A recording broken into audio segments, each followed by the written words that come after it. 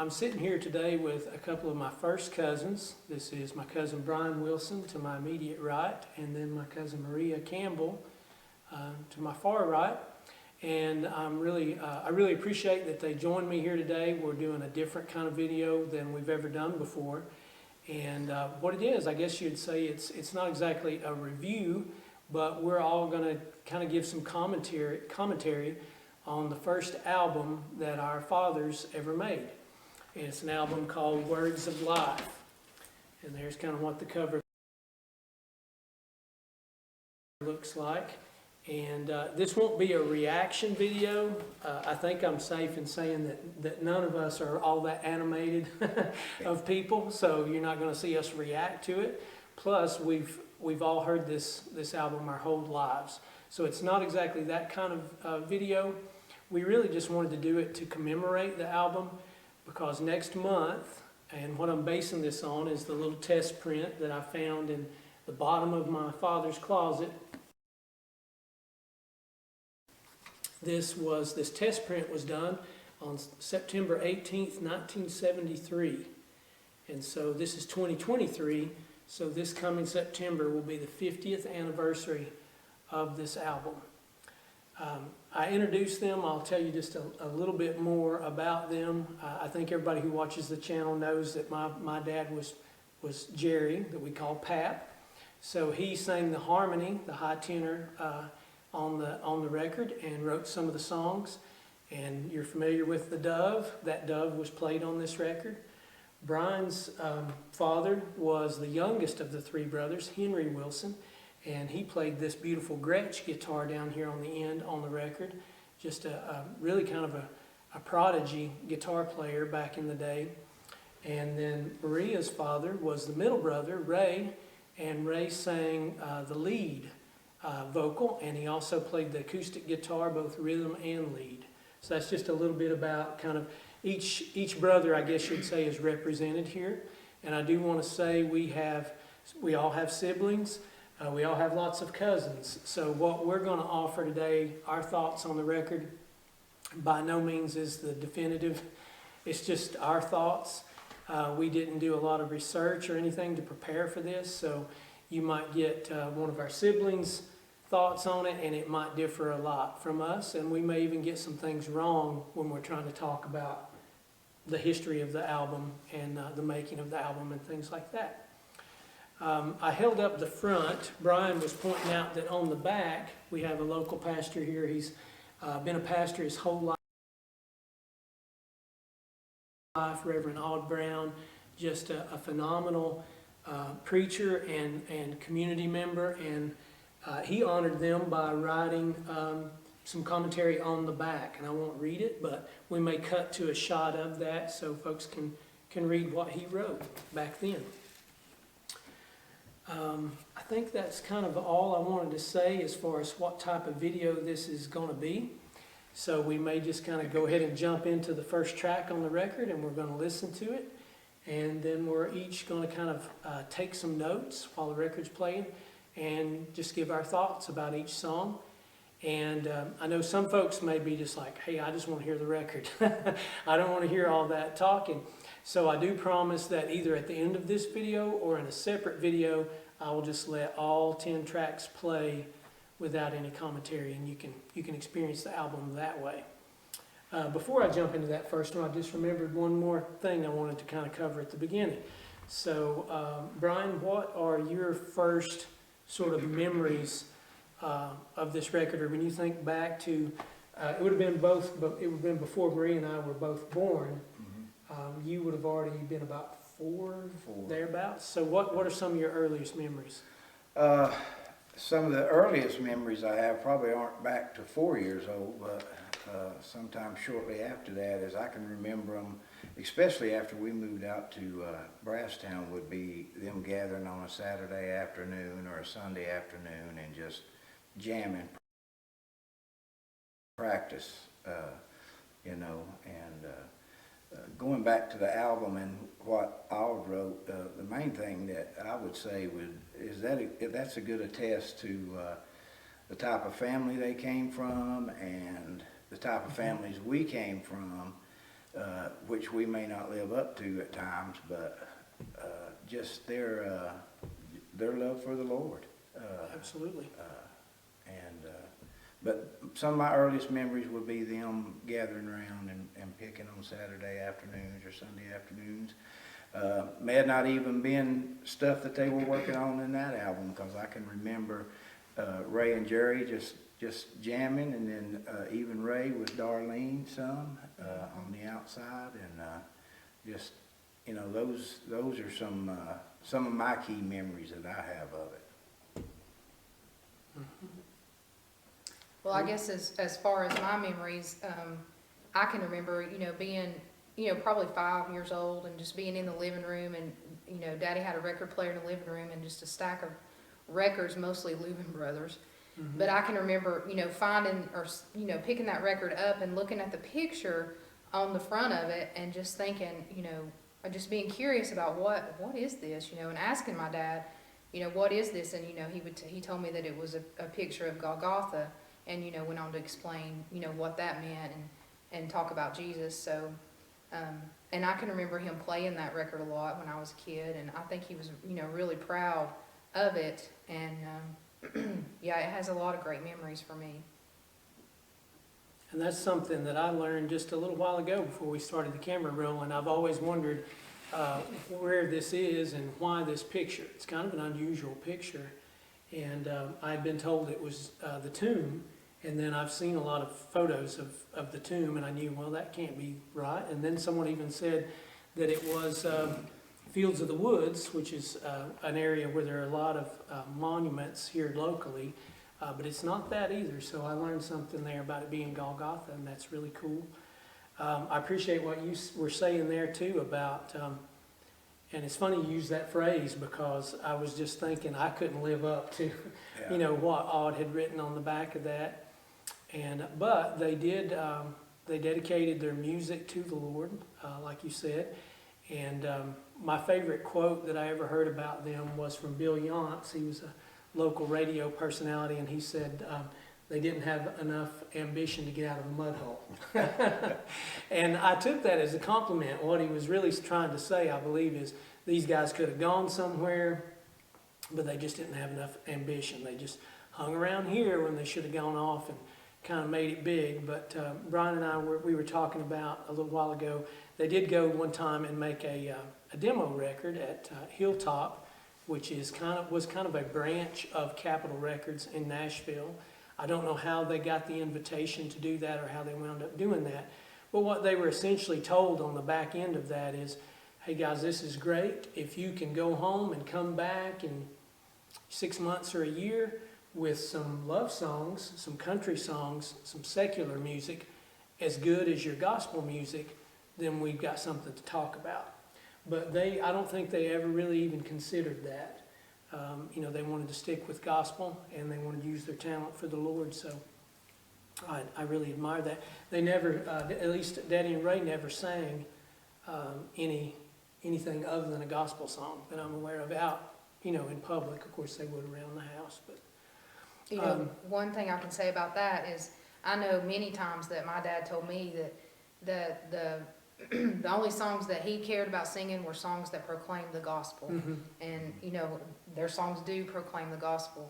Mm-hmm. That was what was really important to him. Absolutely. I've heard him say that. And now Dad and Ray and Henry too, they never thought it was bad to sing country music. They were never judgmental of country music. They loved country music. They loved bluegrass music. It was just a personal choice for them that they wanted to always just sing gospel.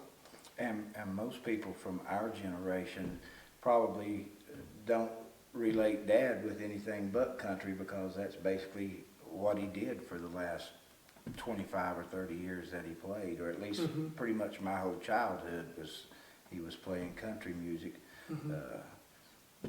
which to me, I mean, there's nothing wrong with No, that. absolutely. I love country music. But Good country music. for sure, his earliest work was toward gospel, and that's what they thought of. That he was always tickled to get to play with Ray and Jerry. Mm-hmm. Absolutely. As far as my earliest memories, I can remember, I guess like Tipper said in one of her blogs, she talked about it being the soundtrack of her life. Because I don't remember a time without that album. And when we were growing up, there wasn't a whole lot to do. And so I would go in my room a lot of times and just play that record over and over and over again. And I remember it so far back that I didn't really understand the songs. Not necessarily even just what they were singing about, but some of the words even, I couldn't understand what they were saying because I was just that young. And I knew Uncle Henry was playing the electric guitar on there, but for many years I didn't know the difference between the steel guitar and the electric guitar. Mm-hmm. And so I didn't know which was him and which was somebody else. But it's just always been there, kind of been a blessing. I bet they did do a lot of practicing to get ready for that album, on reel to reel and playing it back and things like that. That album also, this is the last thing I'll say, and then if y'all have anything else to say, then we'll get started listening to it. But this album, and I'm talking about way before there was any kind of internet or digital distribution, it has kind of made its way all over the world. In about 1999 or early 2000s, they received an invitation from Paris, believe it or not, Paris, France. This record was being played there, and a gentleman had a TV show, and he invited them. He was going to pay their airfare and everything to fly to France and be on the TV show. And they declined. They were kind of afraid of flying across that far away and doing that kind of thing. We've also gotten letters from the Netherlands, Ghana, places like that. And how it made its way over there, who knows? Just somebody, some missionary or somebody just kind of swapping it around, but that's kind of cool to know that. And eventually I do want to make this album, and somebody else, one of my cousins or somebody might beat me to that, but I want to eventually make it where you can download it on any of the the online platforms. But somebody years ago asked, hey, could you just play that whole album? So that kind of got me thinking, and I asked them if they would join me for this. And so like I said, I really appreciate y'all doing this. And we'll jump into the first track, which is We've Almost Forgotten God.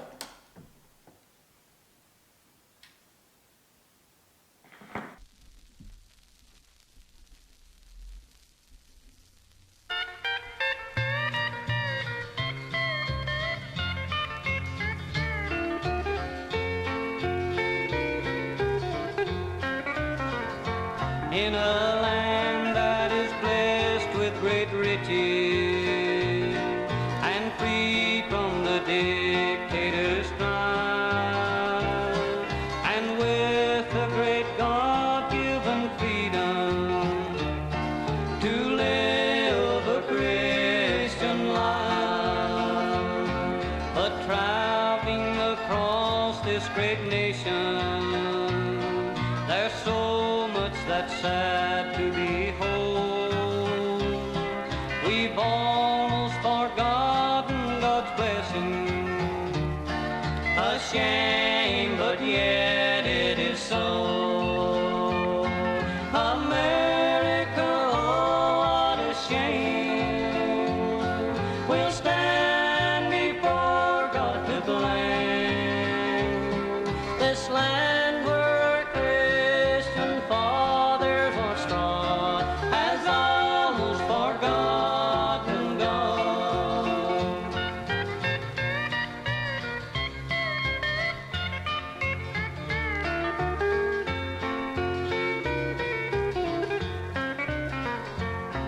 Our schools today have their trouble. They've broken almost every rule. It seems it all started just after they took the prayers from our school. America, oh, what a shame. We'll stand before God to blame. This land where our Christian forgotten God.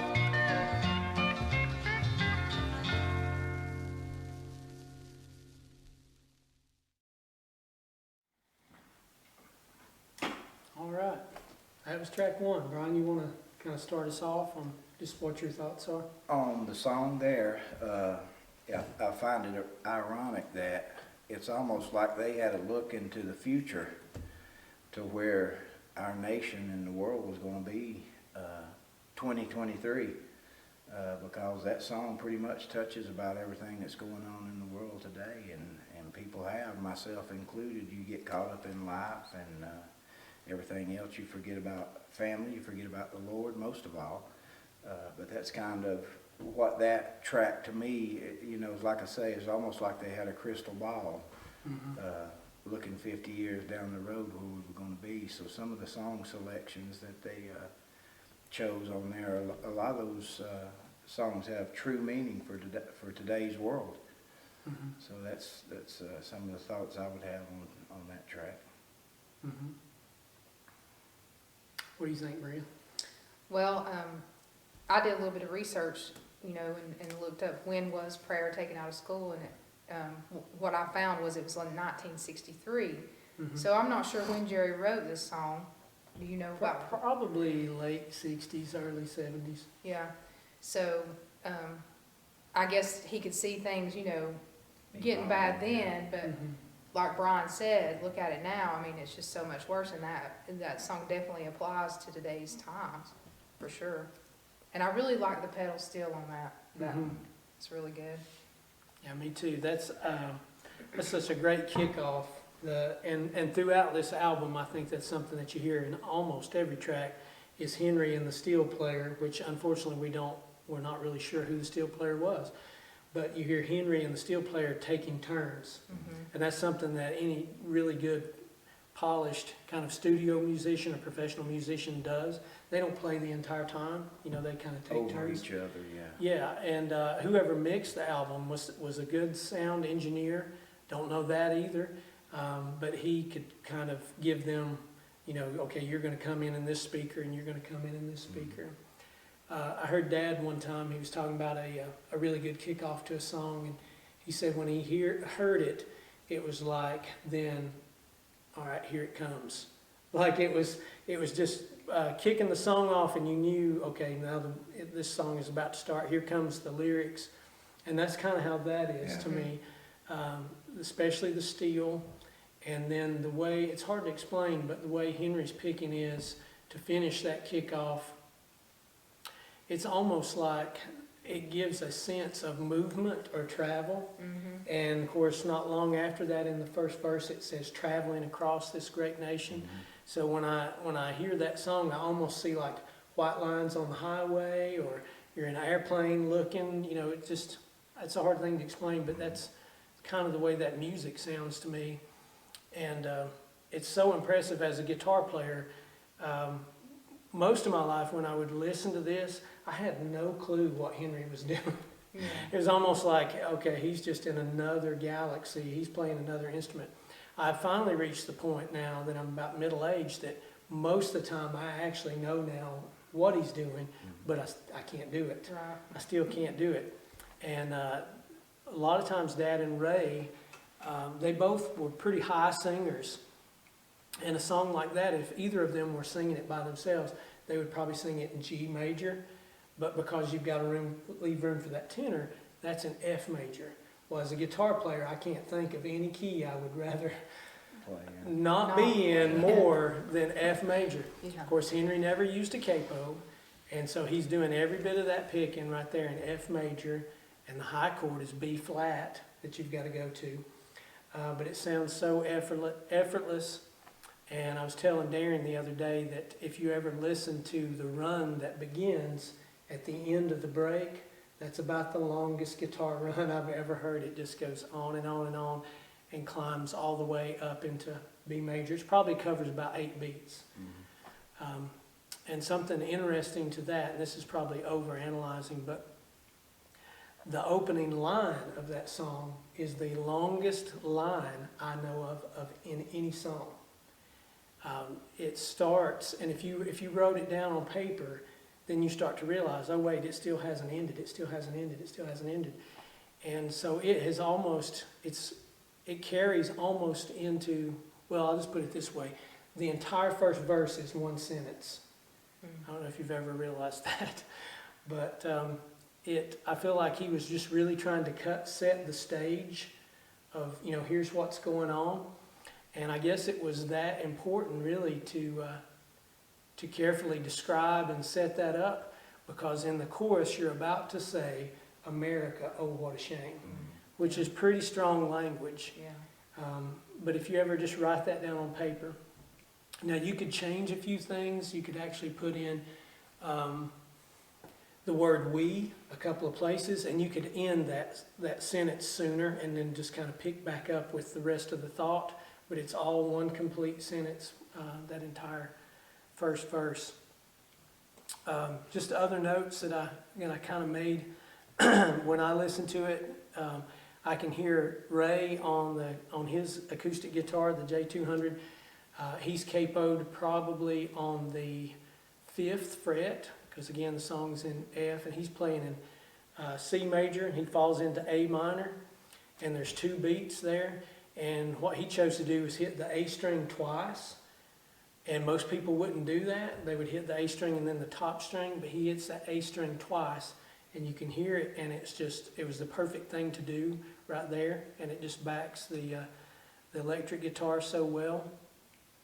The very last note that you hear, and that's the only time you hear it, is the dove, and Pap is clamped on the 3rd fret, playing in D, which was his favorite place to play, and that's the last note that you hear is the D string on the dove. Other things that I noticed, I did think about, and I almost can think of her name, the lady who sued, and it became a national thing. Her first name seems like it was Madeline, something like that. Yeah, I can't remember. I'll look it up and we'll put it at the bottom of the screen, but that would have been a fresh thing. The Louvin Brothers you mentioned, of course, huge influence on Daddy and Ray. They had a song, it was never released until basically way after their career was over. They had a song called Don't Let Them Take the Bible Out of Our Schoolroom, which is the same idea but probably a more narrow focus. I feel like this song is a much broader focus, like you said, more about just American society and where is it headed. Another interesting connection, the Louvin Brothers had a song in the late 50s which was pretty popular, and it was If We Forget God. So this is about 20 years later, and they're saying we've almost forgotten God. So the Louvin Brothers back in the 50s, the warnings, here's what's going to happen to us if we forget God. And then this one's saying we almost have. We're on the road. Yeah, it's not too late, but we almost have. And like you said, and I think that's true of really good songs, this song is more true now than ever before. 1973, or especially around here, things were probably pretty darn wholesome for the most part. It's almost like, well, you hadn't seen nothing if you thought it was bad then. Yeah. So the next track is also another original song, and I believe it is I Don't Want What Satan Gives. So we'll give that one a listen, and then we'll just kind of all give our thoughts. Hopefully I can find where track 2 starts.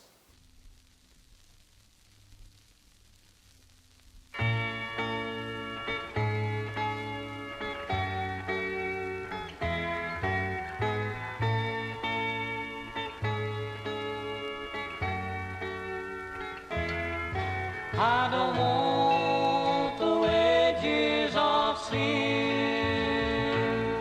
but I want God's sweet peace within. I don't like the way Satan lives, and I don't want the things that he gives. The gift of God is eternal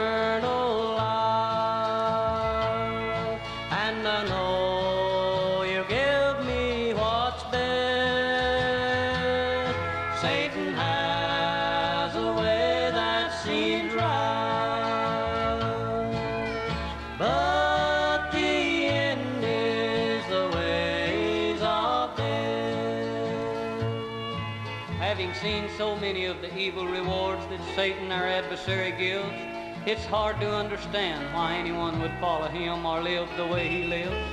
I don't like the way that Satan lives, and I don't want anything that Satan gives. For I've no doubt that he's to blame for every wrong, all sin and shame. The most dreadful gift that Satan gives will be to those that are unsaved, when God shall say to them, "Depart from me, I never knew you." On that day, I certainly don't want what Satan gives. Do you? I'll not do as Satan commands. I'll not live the way that he lives. For someday when before God I stand, I'll not want what Satan gives. The gift of God is eternal life, and I know you give me what's best. Satan has a way that seems right, but the end is the ways of death.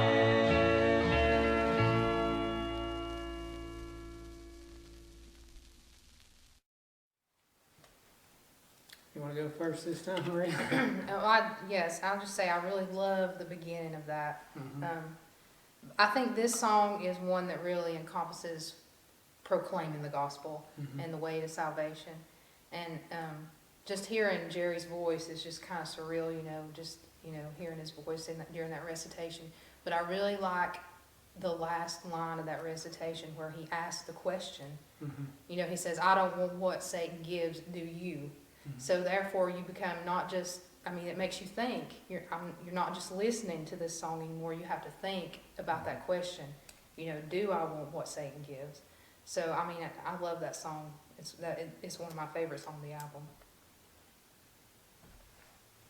Yeah, and a lot of times, like with that song, I think too, one of the meanings of that is like we all get sidetracked, and a lot of times we get down and we get in a funk or a situation, depressed, something like that, and Satan's way seems like the way out of it, when we all know that deep down that's not anything that we follow through Satan is not leading to a good end. And it's kind of like I've told some softball friends may be going through some things, and they'll say, "Well, I think I'm just going to go get drunk."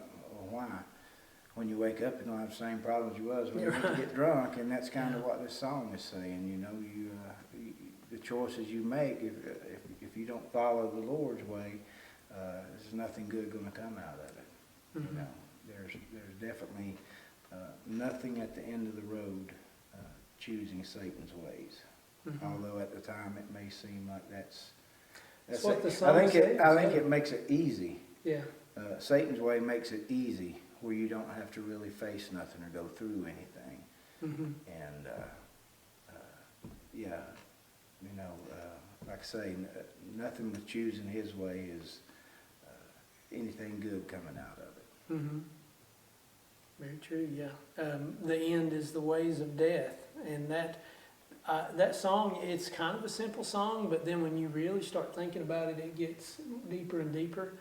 And I remember a thought that I had one time was, and I do get what you're saying, and I agree that that's the easy way. But I also had a thought one time of, when I'm doing something, which I do pretty often, if I do something I know I really shouldn't do, most of the time, at least as an adult, it didn't really seem right.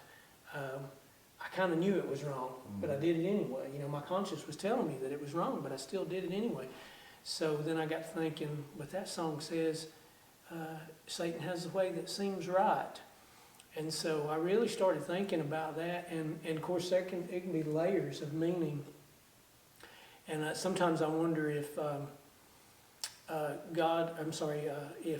if in the song Dad was talking about trying to provide your own righteousness, because we can't do that. You know, the only righteousness that we can have is through Jesus. And going back to the recitation, you know, there's a tone in his recitation when he says, "Do you?" You know, at the end. And there's a tone towards Satan. He almost sounds really angry towards Satan. And Satan is our great adversary. And he can deceive us so easily. But anyway, I think in some ways, yeah, Satan's way is the easy way. Just live it up. But then what comes after, like you said. It's like I was referring to getting drunk and waking up with a hangover. It's kind of Right. like you can choose that way, and as long as you choose that way, it may be just the easiest road you've ever Right. took. But at the end, we all know what comes if you choose that way. Right. Yeah. And Dad had two other songs that had almost that same phrase about a way that seems right, but then it's not. And so that song kind of explores that. Looking at it as far as the music part, and contrast it to the first one, it's a waltz. I'm thinking it might be the only waltz on the album. I guess we'll see as we go through. I like that opening too, that kind of that floating steel, and the electric guitar just walking down. And the two flat tops are not playing, and neither is the bass. And then they start kind of at the end of those bars. You don't hear recitations anymore, and that's not an easy thing to do. I think Pat got better at doing those. The longer, it kind of went out of style. You know, Porter Wagoner had a lot of popular songs, Red Sylvain. He had whole albums of recitations, but it kind of went out of style, I guess. Dad has a couple of songs that are hopefully going to come out on an album that I'm working on right now that both have recitations. And like I said, I think he got better. It's difficult to do because you have to stay in time with the music. And they did this album live. They didn't wear headphones. Everybody played at the same time. And then what you got in that one take is kind of what you got. One thing I meant to comment on in the first song is when Ray sang the line about where the land, in this land where our Christian fathers have trod. That's about the clearest lead vocal I think I've ever heard. It's just like ringing a bell, the way it comes in. And then he does that in this song too. There's a part that he sang by himself. And some of you all watching the video or listening, you may not even be able to tell them apart, because back then their voices were very similar. So in that first track, Dad sang the verses, but Ray sang that line, "This land where our Christian fathers once trod," by himself. And in this one, he sings, "The gift of God is eternal life, and I know He'll give me what's best." He sang that line by himself, just like I said, a pristine, kind of clear vocal. And I thought the harmony on this song when they sang together was as tight as it could be. I heard someone at a church one time say this, and I've never forgotten it. I wish I could remember who said it. But Dad and Ray were singing, and they said, if y'all were any closer, you'd be on the other side of each other. Talking about, and I heard Bill Yance say one time you couldn't slip a razor blade in between their two vocals. Anything else on that track there? Okay. I'll try not to be so run off at the mouth maybe on this next one. What is the next one? Is it Words of Life? Words of Life, yeah. So this is the title cut coming up right here.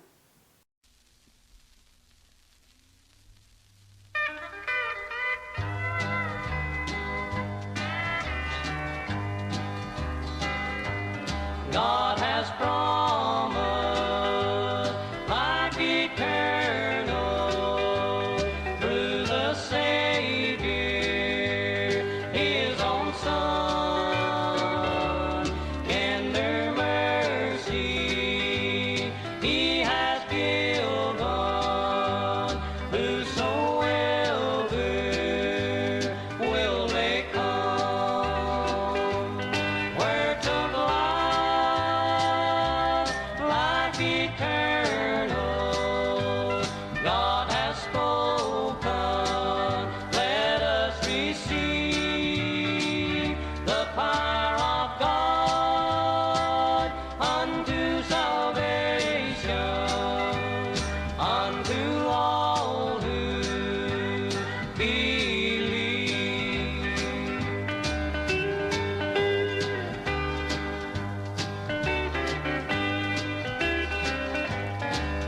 will come now. Come to Jesus, every sin He will forgive.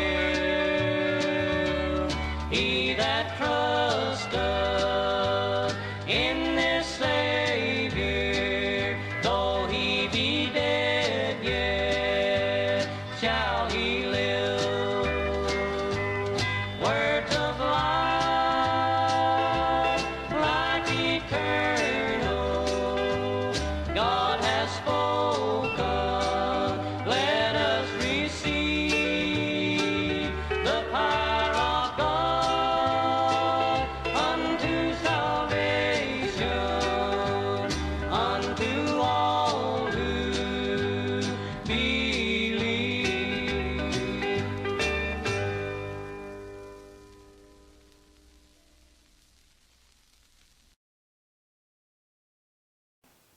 What do you think, Brian? Again, I love the steel intro on that, like Maria was referring to in the other song there. But also, I'm not gonna sit here and act like I'm a musician because I'm far from it. That just wasn't my forte as a kid. But seems like the fullness of the music to go along with the singing. That's one of the tracks on there that does have a lot of whether it's dad in the first verse and the steel in the chorus, or vice versa. It's like the whole song is filled with picking there, and and it's like it just fits what they're saying. The music fits what they're saying, and we're right along with it. Well fullness, arranged. yeah, exactly. I think the drums in that song really kind of gave it a good energy, you know. I like the drums in there, but that song is just, I mean, I don't know what you can say about that song. It's just one that is definitely proclaiming the gospel. I mean, words of life. And I know that was a special song, you know, for my dad, because even when he would preach on the radio, had some radio broadcasts. That's why he called his radio broadcast Words of Life. So, Words of Life broadcast. yeah. So that song is just, that's a very special song. Yeah. And you talk about the arrangement. It's funny that it follows "I don't want what Satan gives," because it kind of presents to you one thing, one way of living here, and then right here is what we all know and have been brought up to, and you know, it's just the whole arrangement of that, music-wise, where it falls on the album. It's like, here, this is this way, which nothing good's going to come out of this, and here's the major choice that you have, and we know what's prepared for us, and where we're going, and see our loved ones again, and all that. And I mean, it kind of, pretty much that part of the album defines your choices through life. I never even thought about it like that, but that's like death followed by life.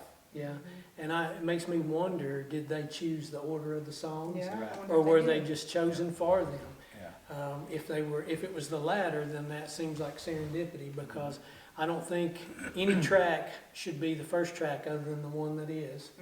And then when I hear what you just pointed out, then this one definitely should have followed that next one that's in there. The steel playing is great. It's what I would describe as like a 1960s style of steel playing, and Brian may not play himself, but I do know he's a steel guitar Enthusiast. aficionado. I mean, he's a buff, or whatever you want to call it. He knows a lot about steel playing, but to me it sounds like a 60s style steel playing, and I prefer like a 50s style, like more like Hank Williams. But this is so well done on this record, and it is a shame that we're not sure who did it. That I can't help but like it. Dad didn't like some of it, but that was his favorite steel playing, was that song right there. He thought that was the best kickoff on the album, was that steel kickoff right there. And like you said, yeah, they had the broadcast named after that. Now I've noticed there's a lot of churches named Words of Life Church. And so I looked, in the Bible, and there's a couple of times that it talks about the word of life. And then in the book of John, Peter says to Jesus, "Why would we depart from you? You have the words of eternal life." And that's not long before the crucifixion. A lot of Pap's songs came from the writings of Paul, but not all of them. You know, some of them came from the other Gospels, and some from Job, and just kind of, he would mix all those different verses together, really, I think, to inspire his songs. It's a simple song, you know, it's G, C, and D, just 3 chords. It seems like Pap could sometimes take those same 3 chords that are in, you know, 90% of the other songs, but somehow it wouldn't sound like any other song. One thing that he did in a lot of his songs is in the middle, whether it's the middle of the verse or the middle of the chorus or both. Like if you're playing in G, then, and it's going to go to the low chord, it would fall into a D7 pitch. And that song is a real good example of that. And I think that helped with having the harmony and lead being able to both have something specific to do. I really love the little hammer-on at the end too on the electric guitar. And there are a couple of songs, that one and at least one other, that they are in G, but Henry doesn't sound like he's in G. It's a hard thing to explain. All the things I would do in G, it's not what he did. I think some of that comes from, and I can't speak for Ray and Jerry, but from talking with Dad, I don't know that any of them took lessons. No. So it's pretty much a self-taught, and I think that's why, like, you know why they're doing it, but you don't really get how they done it. It's just because it was their self-taught way of doing, you know, picking and playing. Henry amazes me because, you know, he played a lot of songs that Chet Atkins played, and all he could do was listen to a record. He couldn't go to YouTube or even watch him on TV. He could only hear him and then try to figure that out, and he pretty much could figure it out. And that's just amazing to me. A God-given talent. Absolutely. And that is, I believe, the first song where the snare drum showed up. And it definitely added to it.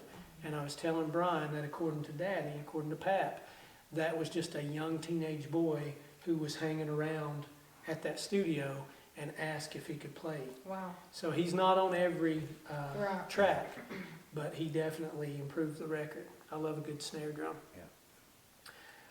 We got another original, I think, and it is, he showed me what was best for me, track 4.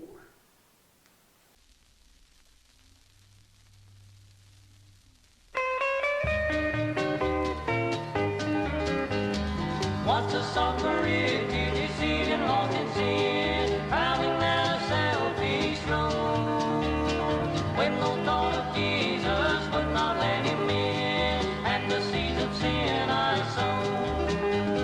I was all alone, all on the scene of dark and still sea. When the Spirit found and set me free, chosen what was best for me.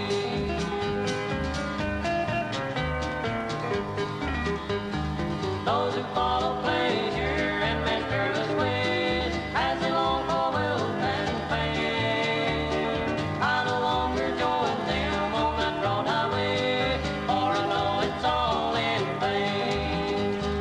I was all on the scene of dark and simple sea. When the Savior found and set me free, showed me what was best for me.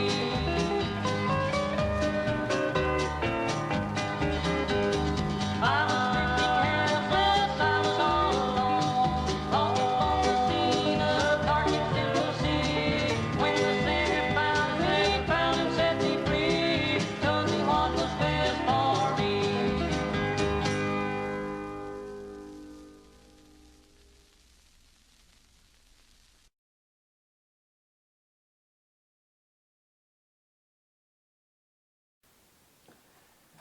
To me, that's one of the funnest ones to listen to, right there on the whole thing. And I'll ask you a question.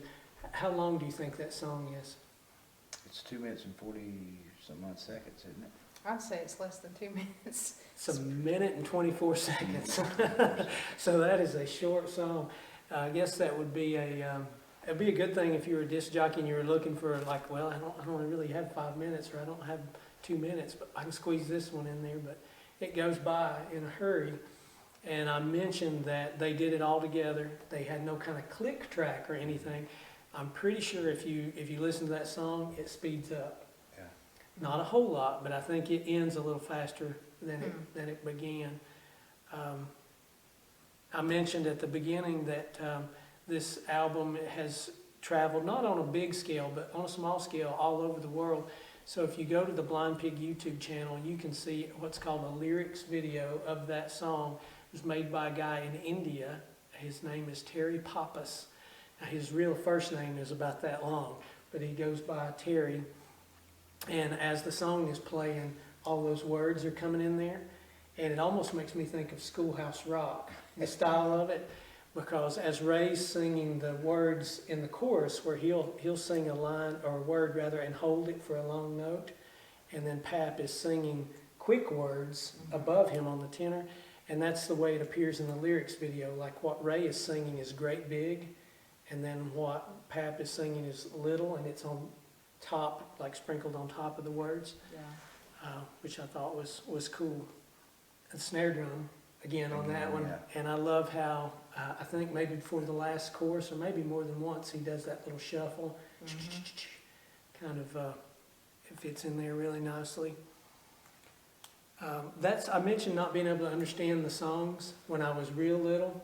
So when I was real little, I thought part of that song was saying "Lost in Tennessee" instead of "the dark and sinful sea." Yeah. But those words come in there so quick. They're so quick. But I can remember thinking, why were they lost in Tennessee? Maybe they were on a trip and they got lost. Y'all have anything else about that one there?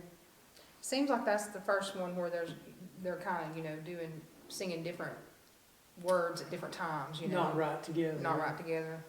I like that about that one. That song is in G, and at the beginning of it, I guess after the kickoff, Henry makes a G run on the guitar, but again, it's so different than if I just grab that guitar and make a G run. It just, the way he does it is so different. And I said I could understand most of what he does, so there's a little run he does in there when it goes to D that I don't know what he's doing. And the closest thing I could compare it to would have been, there's a certain lick that Roy Nichols does in Working Man Blues. It's that don't, the one I'm talking about.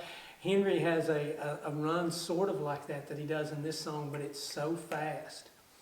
And that first turnaround is so fast that and I mean this in a good way, it's almost comical. Yeah. And I remember playing this song one time for Brent Adams, who was a nephew of my best friend, and he would be about Maria's age. And I remember him laughing.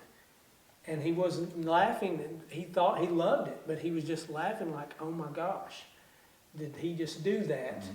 What I just heard him do. Yeah. And of course, the way Henry played with his fingers and his thumb pick, he could do things faster than you could ever do them with a single pick. Because just as soon as that thumb has struck it going down, the finger can strike it coming up. And that's the secret to how fast he could play those notes. But all those guitar runs, that's one of the ones, no steel. And you don't even realize it, because Henry fills up the song so well. But I think the steel player didn't get to go that particular time, is what Dad said. All right, a couple more and we'll have finished side A, I think. Actually, just one more. And this will be the first song that's not an original. This is the classic hymn, "Oh, Why Not Tonight?"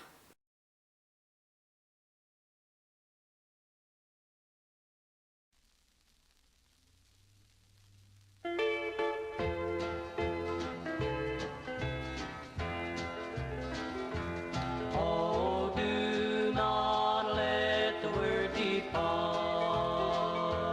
and close thine eyes against the light. Curse sinner, harden not your heart. Be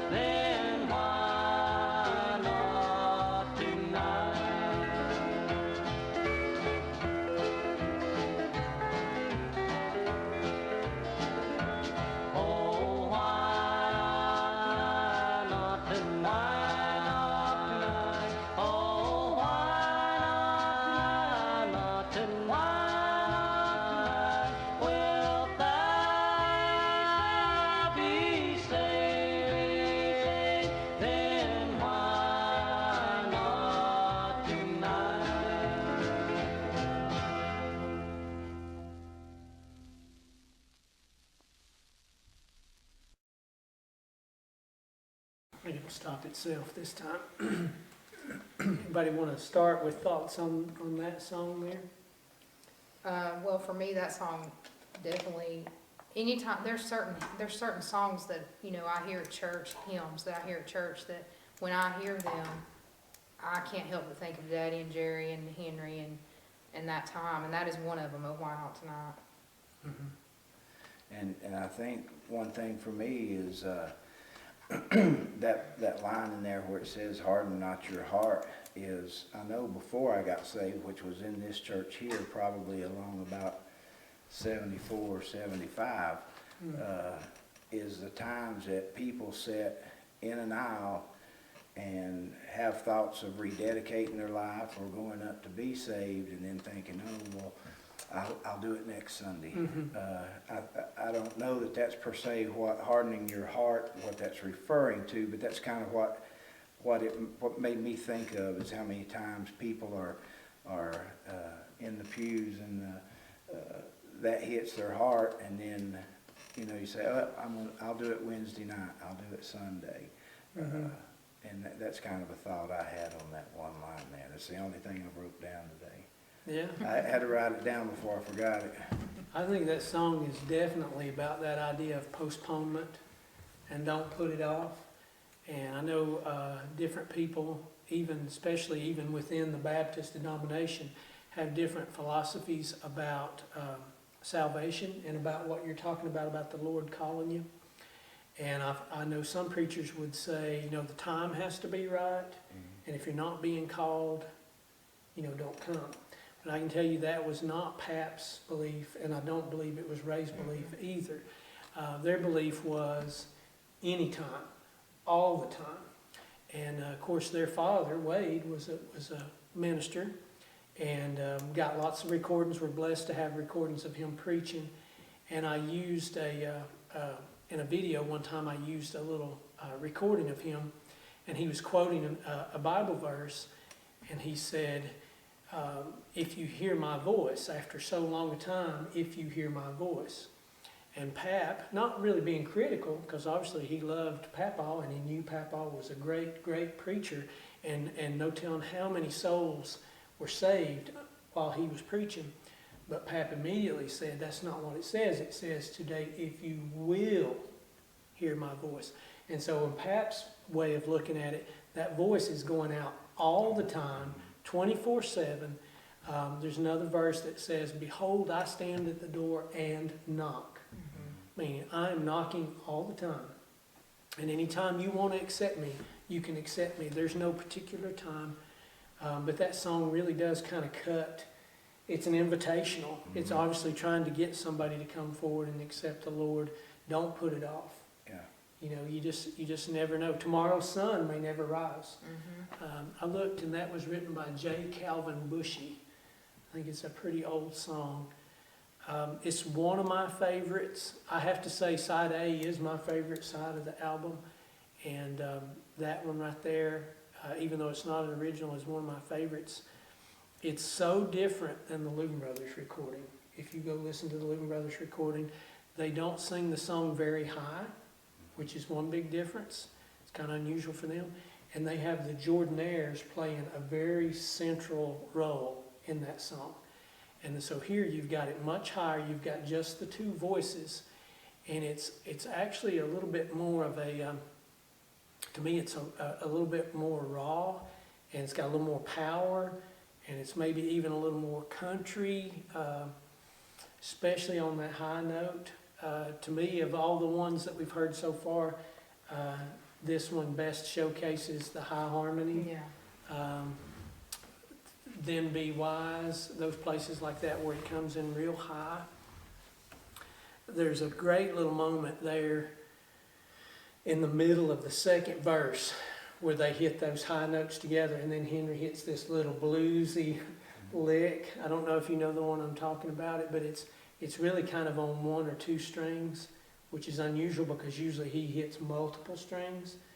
But that's my favorite moment in that song. He does a roll there at the end for a turnaround. I'm pretty sure he's playing an E major. It could be F major because it's so hard to tell with Henry. I'm pretty sure is in E. He does that roll at the end. And Pap had this idea when it came to songs, if you had a really good lick or a really good something, he believed in not overusing it and save it for later in the song and then do it. And so Henry had already passed up 3 opportunities to do that roll, but he only does it that last time before the last chorus, which I thought was cool. I found it on Reel to Reel where he does it each time. And it's a pretty elaborate lick. And while he's doing it, his hand is probably going from past the middle of the neck all the way back to the head of the guitar. I don't know if you heard this, but I can hear Ray, the J200, either clamped once and playing an E major, or I still don't know. That song was either in F or E, but what I can hear is Ray going from E major to B, and then making a B run where you would hit the top string once, then the A string open, A string first fret, A string second fret. He makes that run real aggressively. And I think he might be clamped. That's one reason I brought this clamp. You don't see capos like this anymore. And if you overanalyze stuff like I do, they actually gave a different sound, a different tone. Most of today's capos pinch straight down, whether it's with threads or a spring. These swing across. And you just kind of have this piece of rubber. You can see where the strings used to rest on that. I always thought that was a watch. You thought that was... As a kid. Oh yeah, I played with it. For me it was a gun, it was a grappling hook, it was all manner of stuff. I would just swing it around, but they played with those for years. That is one of my favorites on there. And what I talked about with Henry saving that guitar run, Pap also on the chorus one time goes lower. And then on the very last time goes higher. I don't just mean like he went a little sharp or he stretched it, or it's a different note. He had 2 options there, and he saved the higher option for the end. And one way I almost want to say, man, it sounded so good, just do it every time. But that was kind of a philosophy that he had, like save it. It's almost like dessert, I guess. Yeah. Well, sometimes that makes the song. True. That makes the whole song. Lets it build. Yeah. Yeah, that's true. So we're on side B now, and we're going to hear several Louvin Brother covers, I think, on this side. So we'll get started. We'll see what's next.